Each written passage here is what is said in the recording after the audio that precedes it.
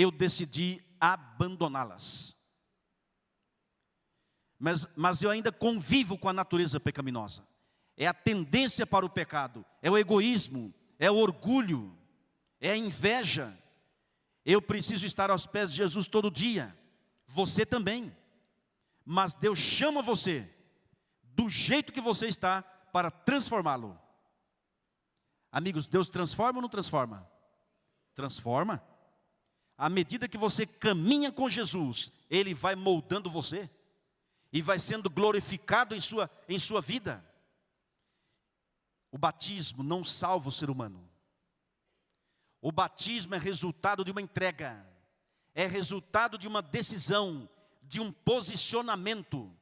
Senhor, eu quero me preparar para o reino do céu. E no processo do preparo ao batismo, tem o batismo. Quem crer e for batizado será salvo. O texto não diz assim, ó, quem crer ou for batizado. O texto fala assim, ó, quem crer e for batizado. Ou seja, o resultado da crença é o batismo.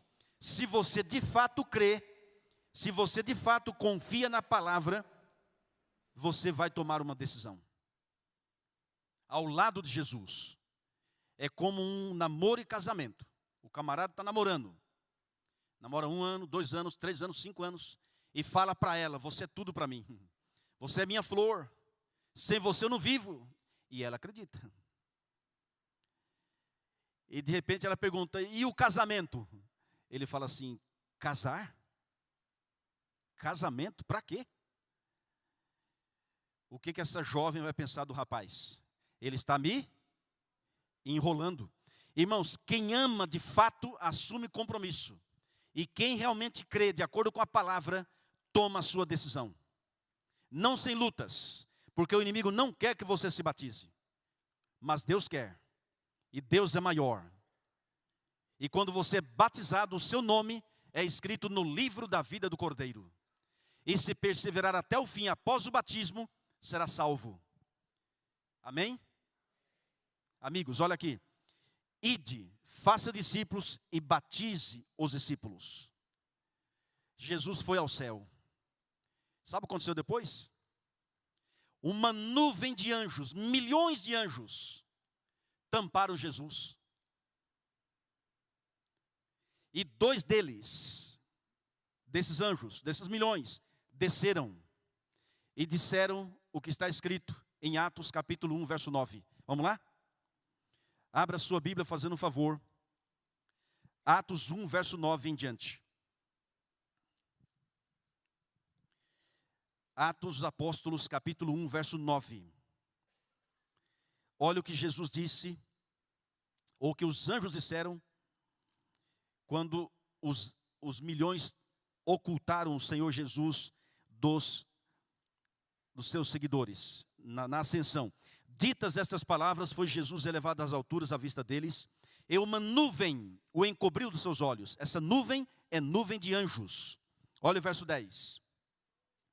E estando eles com os olhos fitos no céu, enquanto Jesus subia, eis que 2 varões, vestidos de branco, 2 anjos, se puseram ao lado deles, eles disseram, varões galileus, homens da Galileia, por que estáis olhando para as alturas?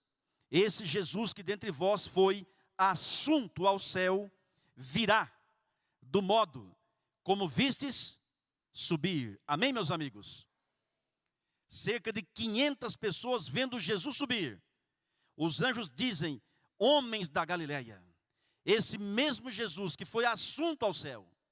Irmão, Jesus tem um assunto a tratar no céu. Foi assunto ao céu. Virá do modo como vocês estão vendo subir. Que coisa impressionante. Eu pergunto, você responde. Jesus foi ao céu em corpo ou espírito? Corpo ou espírito? Se ele foi ao céu em corpo, ele está lá em corpo e voltará em corpo. Se ele foi ao céu em espírito, está lá em espírito e voltará em espírito.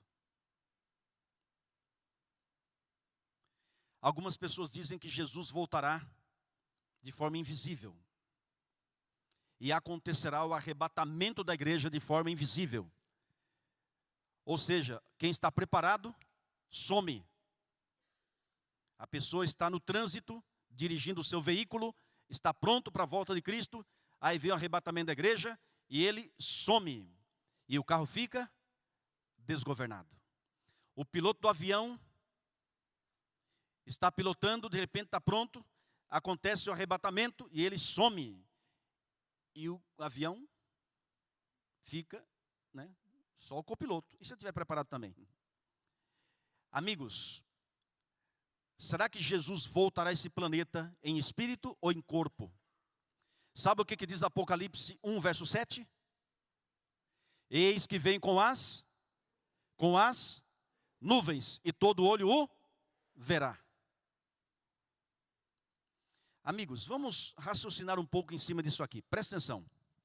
Há quanto tempo atrás, historicamente falando, Jesus morreu, foi sepultado, ressuscitou e foi aos céus? Há quanto tempo atrás aconteceu a ressurreição de Jesus, historicamente falando? Há quase 2000 anos.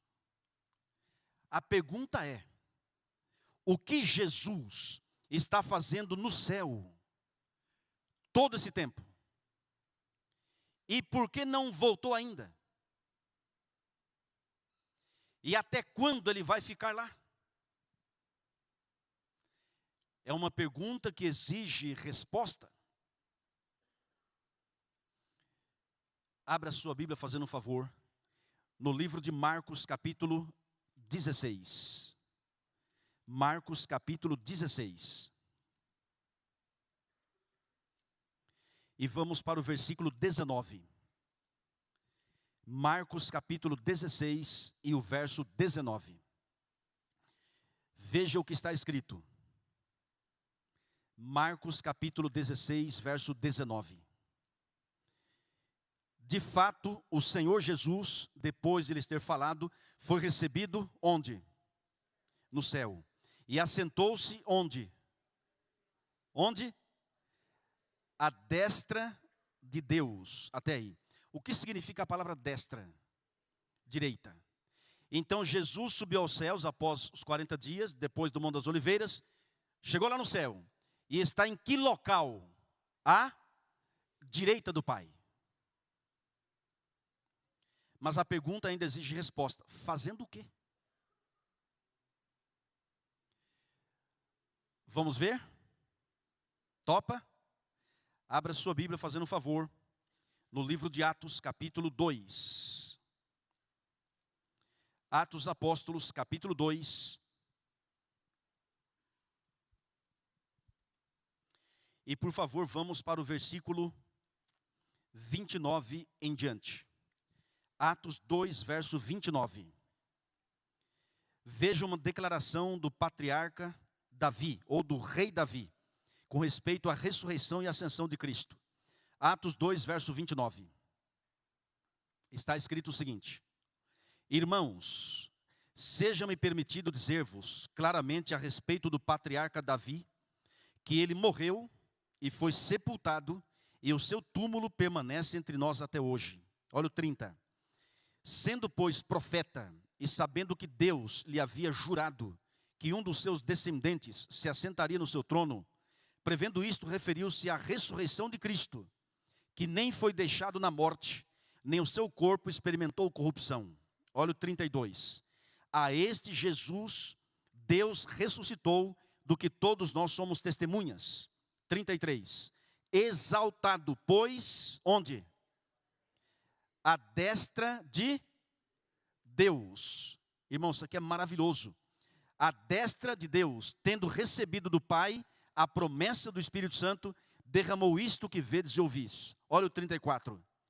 Porque Davi não subiu aos céus, mas ele mesmo declara: disse o Senhor ao meu Senhor: assenta-te à minha direita, até que eu ponha os teus inimigos por estrado dos teus pés. Até aí. Irmãos, olha para cá fazendo um favor. Essa declaração de Davi, cheia do Espírito Santo, eu acho uma das mais potentes da palavra de Deus. mais impressionantes. Davi não subiu aos céus, ele morreu, está sepultado. Quando Jesus voltar, ele ressuscita. Mas ele mesmo declara sobre a ressurreição e ascensão de Cristo. Olha a declaração dele. Disse o Senhor ao meu Senhor: assenta-te à minha direita, até que eu ponha os teus inimigos por estrado dos teus pés. Disse o Senhor ao meu Senhor. Quem está falando com quem? O Pai falando com o seu Filho. Deus Pai falando para Jesus, o seu Filho. Assenta-te à minha direita. Até quando Jesus ficará à direita do Pai lá no céu? O Pai disse: até que eu ponha os teus inimigos por estrado dos teus pés. O que é um estrado? É como que um tablado onde você pisa. Eu era torneiro mecânico e eu tinha que usar esse tablado, esse estrado, para não tomar choque e para evitar outros acidentes. Você havia uma empilhadeira no mercado? E aqueles materiais, estoques, em cima de um tablado, aquele tablado de madeira chama-se estrado. Ou seja, um local que você pisa. Jesus está à direita do Pai. E vai permanecer lá, até que o Pai coloque os seus inimigos por estrado dos seus pés. Ou seja, até que o inimigo seja destruído. Aí você fala, mas como assim, pastor? Amigos, presta atenção.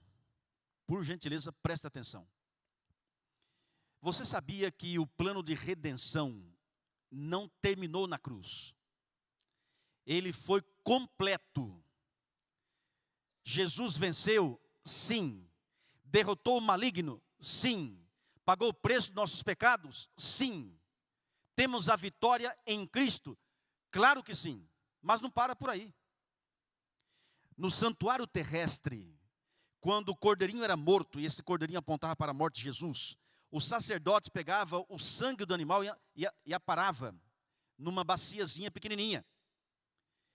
Ele pegava o sangue desse cordeirinho, ia para o lugar santo do santuário e colocava nas 4 pontas do altar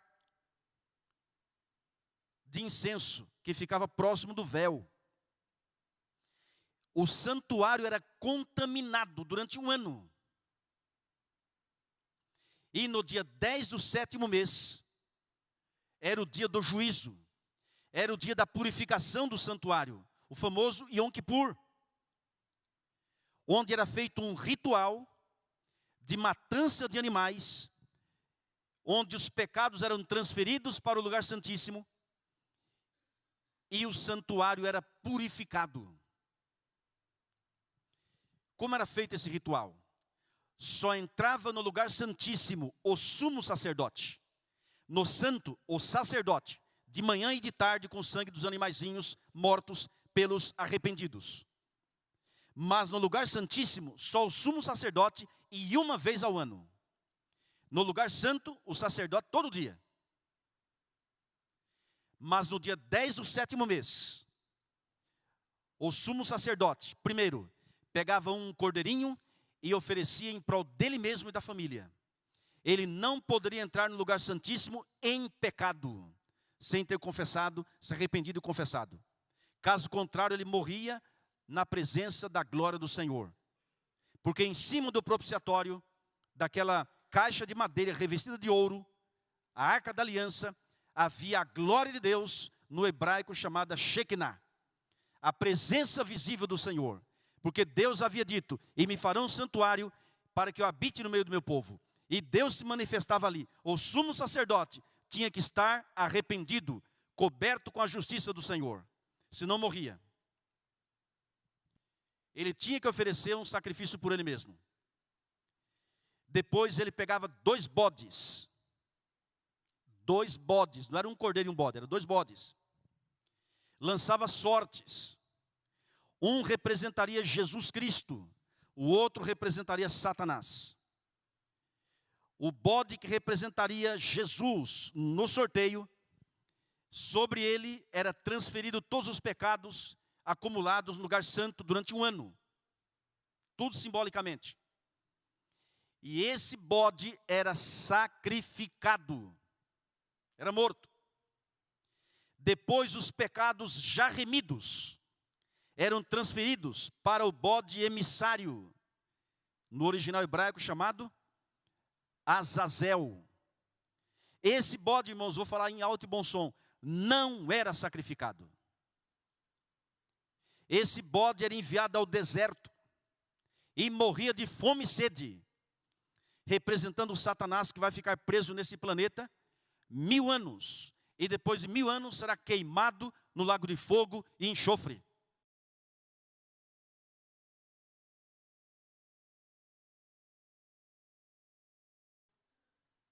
Assim era feita a purificação do santuário, ano após ano. E alguém pode perguntar, como eu já perguntei, por que 2 bodes? Por que um bode representaria Jesus? Irmãos, preste muita atenção, para você não sair daqui falando o que eu não disse. Irmãos queridos, sabe o que diz a palavra? Maldito todo aquele que for pendurado no madeiro, na cruz. Jesus tornou-se maldição por nós, para que nele fôssemos feitos justiça de Deus.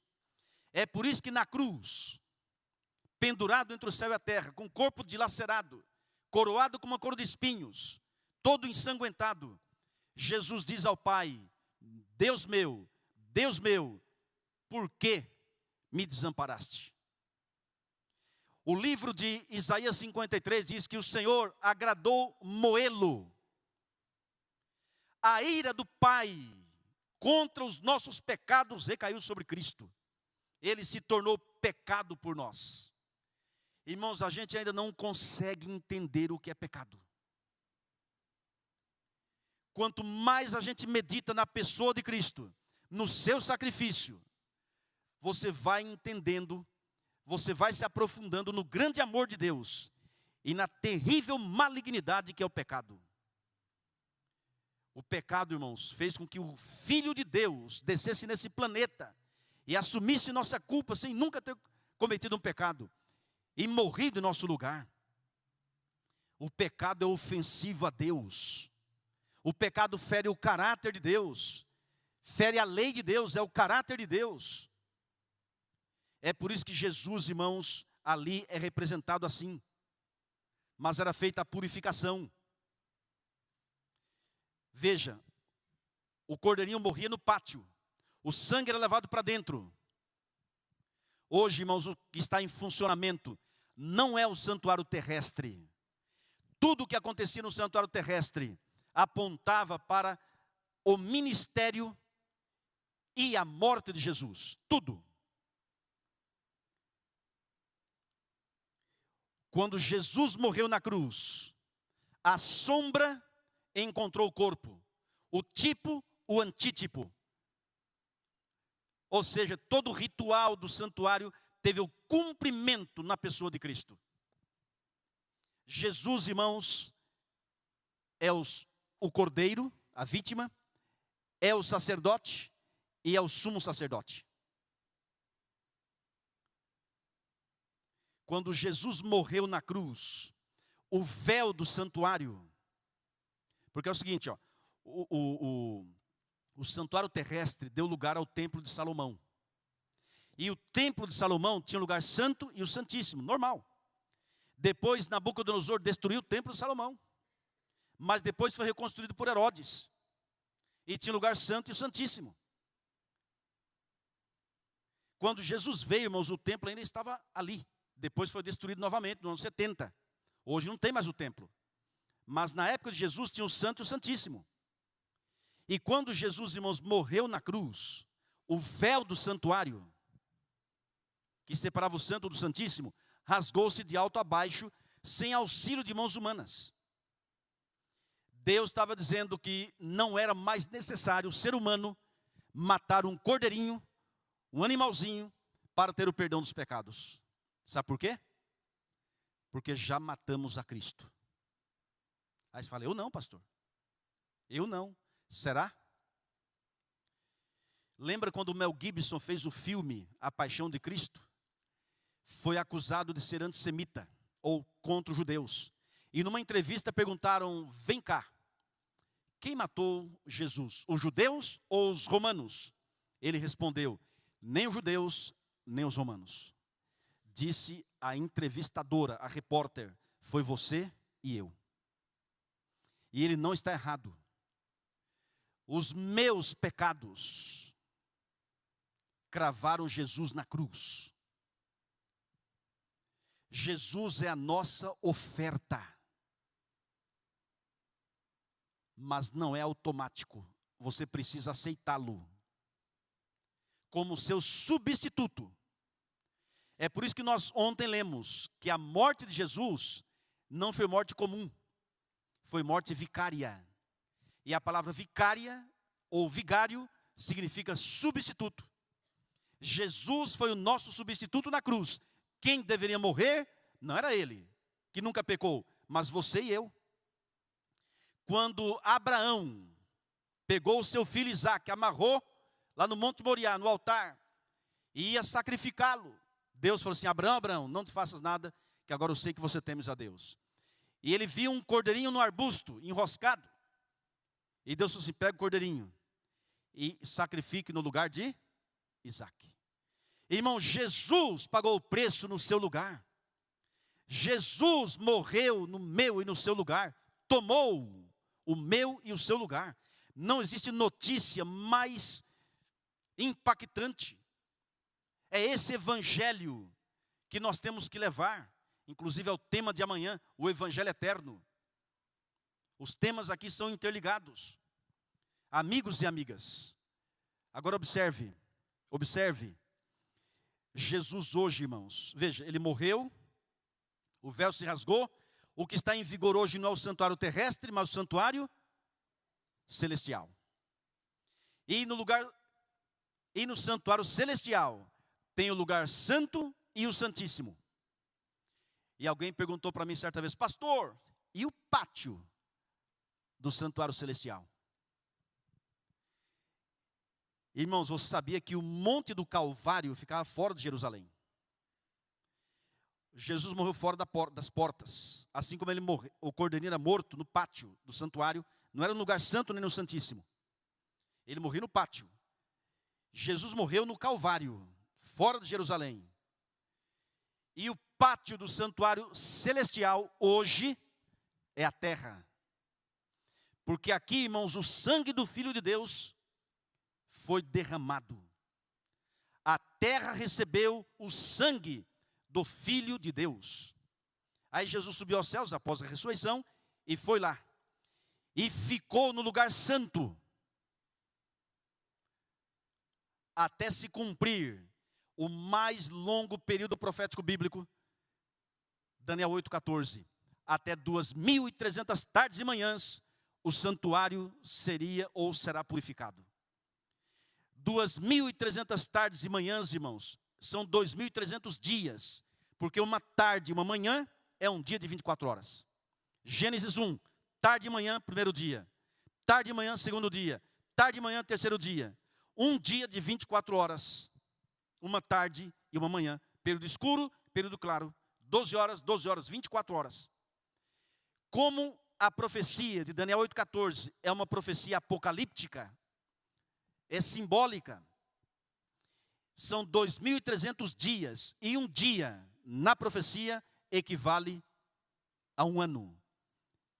Números 14, verso 34, Ezequiel 4, 5 e 6. Um dia equivale a um ano. São 2.300 anos. No final desse período, Jesus, irmãos, ia passar do santo para o lugar santíssimo, no santuário celestial, para que iniciasse a purificação do santuário celestial. E essa profecia começou em 457 a.C. e terminou em 1844. E a partir de 1844 até hoje, Jesus é o nosso sumo sacerdote. Irmãos, na terra, o sumo sacerdote ficava apenas um dia. E o povo de Israel, que não tivesse confessado o pecado a um animalzinho, nesse dia do juízo, era eliminado do povo de Deus.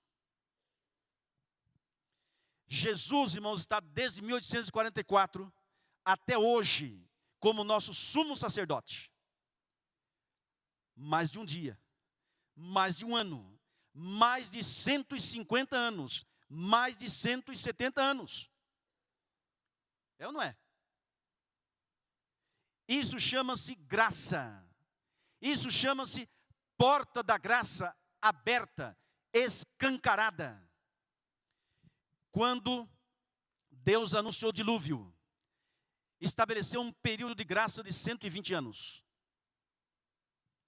E agora, irmãos, o período é maior. Enquanto Jesus está lá,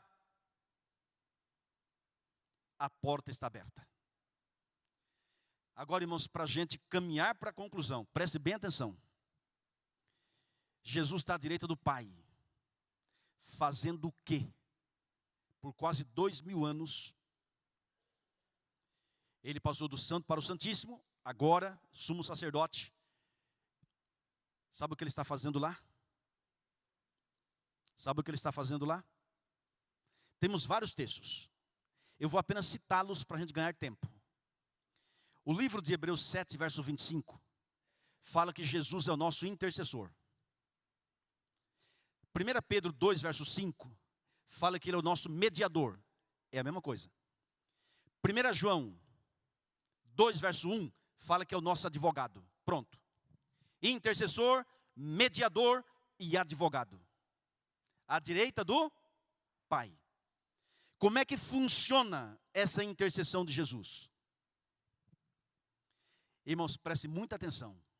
A intercessão de Jesus funciona em conexão com a obra do Consolador aqui na terra. Quem é o Consolador? Quem é o Consolador? O Espírito Santo. Jesus disse: convém-vos que eu vá. Porque se eu não for, o Consolador não virá para vós outros. Se porém eu for, eu vou enviarei. E quando ele vier, nós já lemos isso, ele nos convencerá do pecado, da justiça e do juízo. Enquanto Jesus ministra lá no céu, o Espírito Santo ministra, trabalha aqui na terra. Quando Jesus cessar sua obra mediadora à direita do Pai, o Espírito Santo cessa, encerra sua obra aqui na terra. Agora eu pergunto, você raciocina. Jesus foi ao céu em corpo e espírito, quem se lembra? Corpo e espírito, corpo. Fato é, irmãos, que depois da ressurreição, ele comeu peixe assado e um favo de mel na presença dos discípulos. Está em Lucas 24, 36 em diante. Apalpar e me verificar. Jesus foi ao céu em corpo, ok? Corpo glorificado, mas em corpo. Eu pergunto, fisicamente Jesus está onde hoje? No céu. Mas ele está aqui com a gente também? Sim ou não? Ele está ou não está aqui? Claro que sim. Mas a gente pode vê-lo? Podemos tocá-lo? Seria um tremendo privilégio. Mas como é que ele está aqui e lá ao mesmo tempo? A pergunta é essa: quem é o representante pessoal de Cristo aqui na terra? O Espírito Santo. Aí fechou. Irmãos, preste atenção. Não existe presença de Jesus sem a presença do Espírito Santo. A gente sente a presença de Jesus porque o Espírito Santo está aqui. A palavra consolador no original grego se escreve parakletos ou paráclitos. E você separando ela no grego é parakletos. Alguém chamado para estar ao lado de outro. Jesus está aqui pela pessoa do Espírito Santo. A união dos dois, irmãos, é fenomenal. Aliás, dos três, né? Olha aqui. João 3,16. Porque Deus amou ao mundo de tal que deu seu Filho. Então veja, é o Pai que deu seu Filho, já são dois. Para que todo aquele que nele crê não pereça, mas tenha vida eterna. Como é que o ser humano vai crer em Jesus? Por obra de quem? Do Espírito Santo. Ficou claro?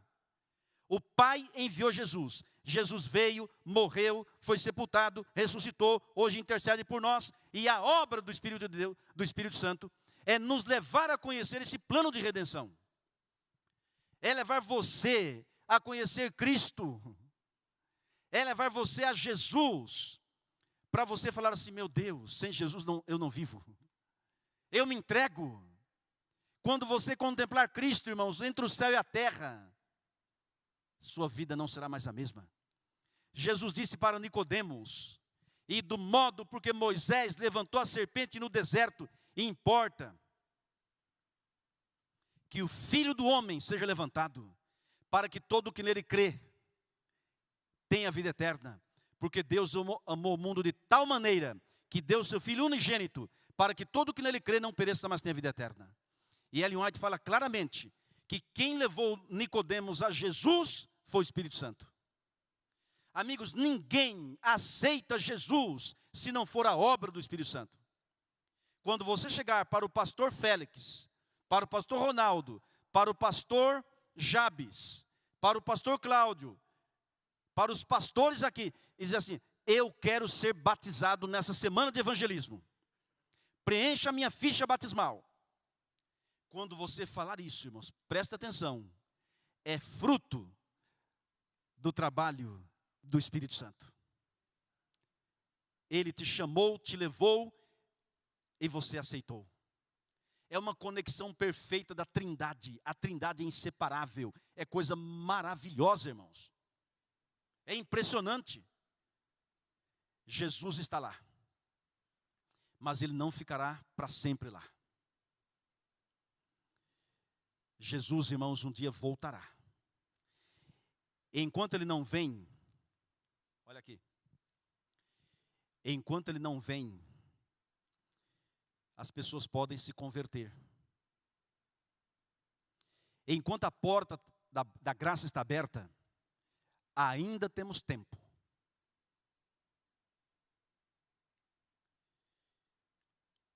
Para quê?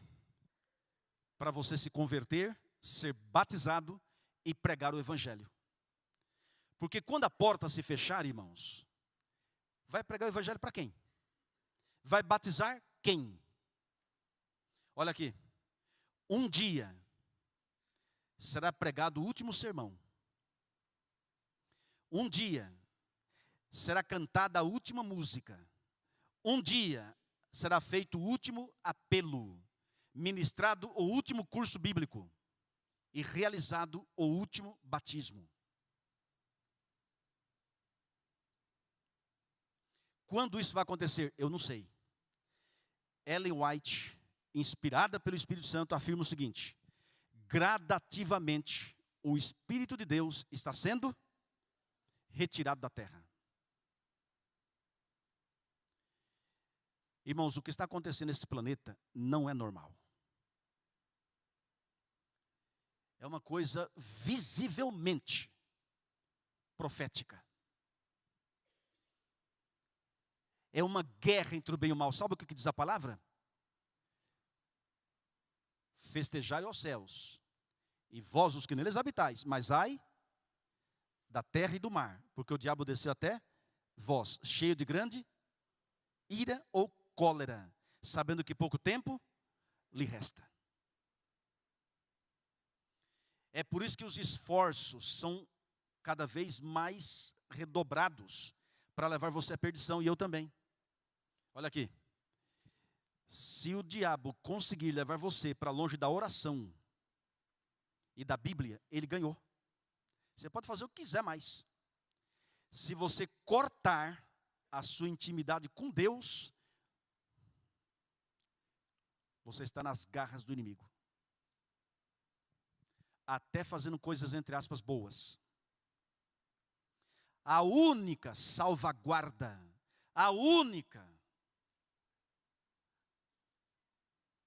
solução para o ser humano é se apegar a Cristo, é conhecê-lo, para amá-lo e servi-lo, é viver dia a dia com nosso querido Jesus.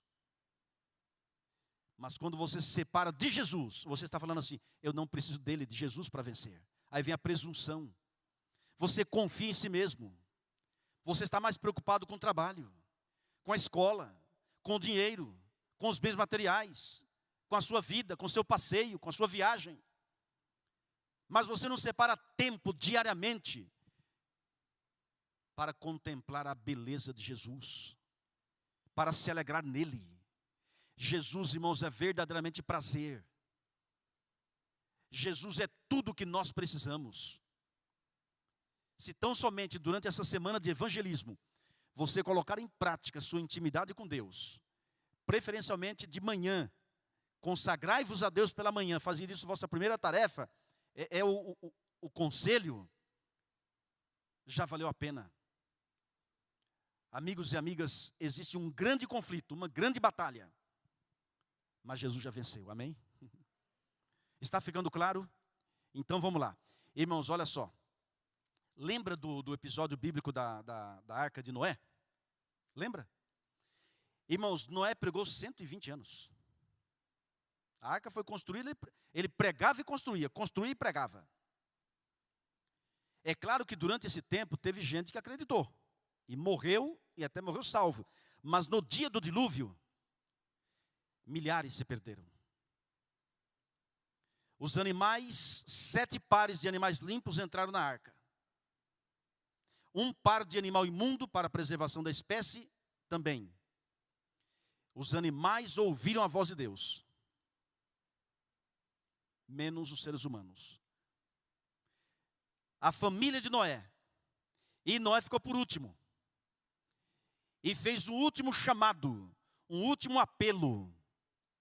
Mas as pessoas comiam, bebiam, casavam, davam-se em casamento, ia para o shopping, para a praia. Não é pecado ir no shopping. E não é pecado ir à praia. O problema, irmãos, é que só pensavam nisso. O falecido pastor Enoque de Oliveira, certa vez um sermão disse assim, olha, a trindade dos cristãos é Deus Pai, Deus Filho e Deus Espírito Santo. Claro, está na palavra. Mas ele disse, a trindade dos secularistas é móvel, imóvel e automóvel. Só pensa nisso. Não é que é pecado isso, mas só pensa nisso. Faz disso o seu Deus. A ponto de não separar tempo para Deus e nem para evangelizar, nem ser fiel. Diz a palavra, irmãos, que Noé, com tristeza no coração, entrou na arca. Não teve jeito. Fez o apelo, o povo não queria. E você sabia, irmãos, que o anjo veio e fechou a porta por fora e lacrou, colocou betume para não entrar água. Noé, a família e os animais lá dentro. Lá fora, as pessoas comendo, bebendo, casando, dando-se casamento e zombando. Muitos professavam crer em Deus. E passou um dia, não choveu. 2 dias, nada de água. 3 dias, cadê a chuva? 4 dias, 5 dias e nada. E Noé lá dentro, Senhor, onde está a chuva? O Senhor prometeu, tenha misericórdia da gente. E o povo lá fora falando assim, ô Noé, você é um fanático mesmo, você é um extremista. Se fosse hoje, você é um fundamentalista. Noé, você vai morrer louco aí dentro. Noé, vamos curtir a vida, Noé. Você acha que Deus quer que homens, mulheres grávidas, crianças morram? Deus não é amor, Noé? Noé, saia daí, rapaz. Ainda dá tempo. Irmãos, 6 dias, 7 dias, depois de uma semana dentro da arca, sabe o que diz a palavra? O dilúvio veio. A princípio foi uma chuva fraca, mas ela foi se avolumando. E diz a palavra que Deus abriu as comportas dos céus. Veio água de 3 lados. Dos céus, torrencialmente, dos grandes oceanos devido à força do vento, e debaixo da terra. Pesquisadores dizem que ela levou 2 horas para rachar. E vinha água de baixo para cima, irmãos, com uma violência tamanha, que lançava enormes e pesadíssimas pedras de um lado para o outro. Ellen White diz que os demônios pensaram que havia chegado o dia do juízo para eles. A minha mãe sempre dizia: água, fogo e vento não se brinca. É ou não é? Irmãos, quando Deus dá uma sentença, é porque já foi feito de tudo. Quando Deus mandou entrar em Jericó e mandou matar homens, mulheres, crianças, mulheres grávidas, não é porque Deus é mau, é porque aqueles homens já haviam pecado contra o Espírito Santo. Não restava mais o que fazer a não ser morrer. Sodoma e Gomorra, fogo e enxofre. Não é que Deus é mau. Irmãos, olha o tempo de graça. Olha hoje, irmãos, a TV Novo Tempo. Olha os livros missionários que a gente entrega.